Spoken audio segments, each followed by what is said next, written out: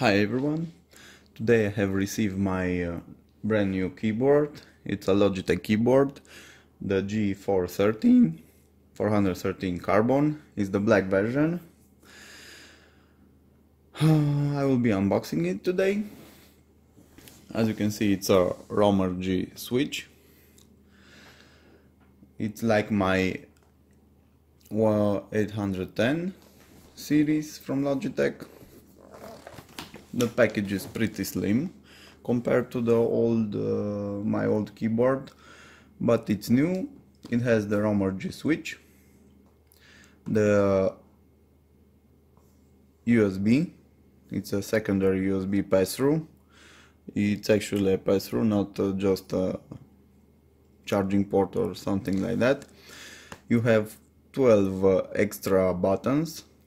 They actually buttons look like on the Logitech G910, and it also has the aluminium on the surface, so it's an aluminium keyboard on one side at least. The G810 and 610, it's all plastic, but that didn't bother me.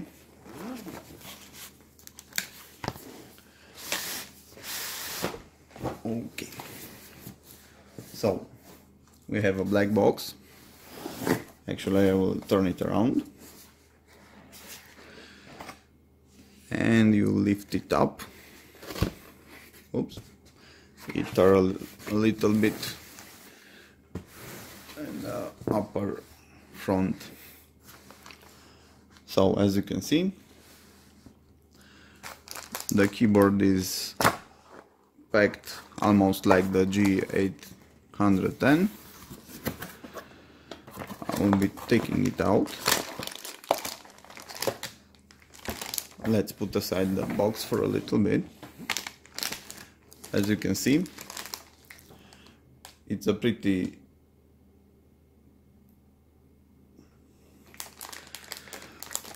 compact keyboard. Actually, I bought this keyboard to use it with my Y720 Legion from the Lenovo. It will be my gaming keyboard for the laptop. I'm using actually the 810 on my desktop. Okay, as you can see, the design is pretty straightforward. All the buttons are lifted. You actually can see the mechanical buttons. That's pretty sweet. I did not expect this when I researched the internet. I actually bought it because it was on sale. In Romania it sells for about 100 euros and I bought it for 72, if I'm not mistaken. As you can see, you don't have any extra buttons. It's a pretty standard keyboard, but you actually have the function button. It allows you to access the other functions like the luminosity of the keys, the G button, which you also have on other keyboards, the play, pause, and the other media keys. Okay. Here on the upper part you will find the USB, which is an USB pass-through like I mentioned before. Here you have the bifurcation for the actual two extra USBs, which are plugging it in. I hope I won't run out of ports on my laptop, but I think I will be needing an USB hub. And on the back you have a routing space for the, this is actually the incision here. You can route your cable from headset. Another minor incision in shape of U, I don't know for what it's designed for, and the small flips for a better position of the keyboard. It's not a big bump on the escalation, but I usually use it without them. Okay, putting this aside, we also have in the box some paperwork. I won't be needing that. And here on the downside of the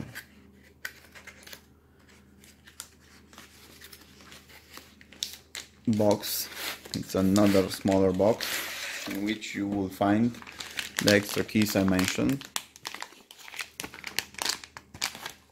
Here is the key with which you are pulling out the standard keys, and these actually are the auxiliary keys, the ASD buttons, the QR from the upper top. I won't be using them, so I will put them aside.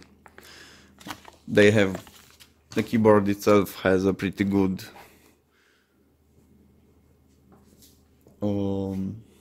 orientation. You can orient yourself even in dark place because it has the backlight. The backlight is actually red. It also spots with my Legion team, so it won't be a problem. So I will be turning it on, and let's see how it looks. So I've connected the both keyboards. The upper one is my G810. It's an RGB keyboard, and down is the new G413. As you can see, it's a flashing, by default it's a flashing light. Wait till I remove the, it doesn't have extra lightning like the Logitech G810. On the wide side they are pretty much identical, no extra space required, but for the wide they are a little bit, the G413 it's a little bit shorter than the 810. Let's click the caps lock. As you can see, they lighted on the both keyboards, and the gaming one button, they're pretty different approach for that thing, so no problems there. Okay, the feeling on them is identical. Oops.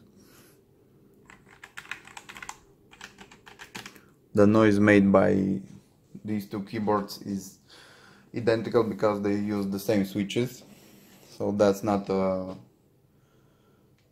flash news for no one. I will be switching to the software part, and I will be recording my desktop. So the minute I install the keyboard in the USB, the gaming software automatically detected it. As you can see, you can swap the function keys between the F keys. Okay, and I think you can start configuring the macros. The Logitech software has already synced with my games, and you can just select them. Next you have the lighting effects. You can adjust the brightness and some breathing effect, which you can make it fast or really slow. That's the only settings that you can customize with Lightning, but I do not complain, because that's not the main reason why I acquired the keyboard. Next you have the gaming mode, which disables some of the keys when you are in the gaming mode. And the heat map. The heat map basically is the keys you press, and it generates a heat map from blue, which is cold and rarely pressed, to red, which is very hot. And also you can update your keyboard BIOS. It's very important to keep it up to date, so please do check regularly or let it update itself. There isn't a lightning synchronization, or is it? So I've synced these two, and let's see if... So actually nothing happened between them. My mouse starting to cycling between the colors, and the breathing effect just appear on the keyboard. But I will also set on my gaming mouse the red color, and not the color cycling, but not the breathing effect.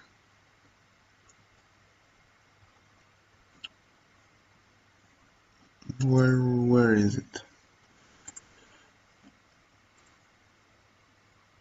Okay, so I have turned it off, and my gear is synced. Okay, thank you for watching this video. Like it if you liked it, dislike if you disliked it. Subscribe if you feel the need. I will be coming up with some other reviews and unboxings. Thank you for watching another time. Have a nice day.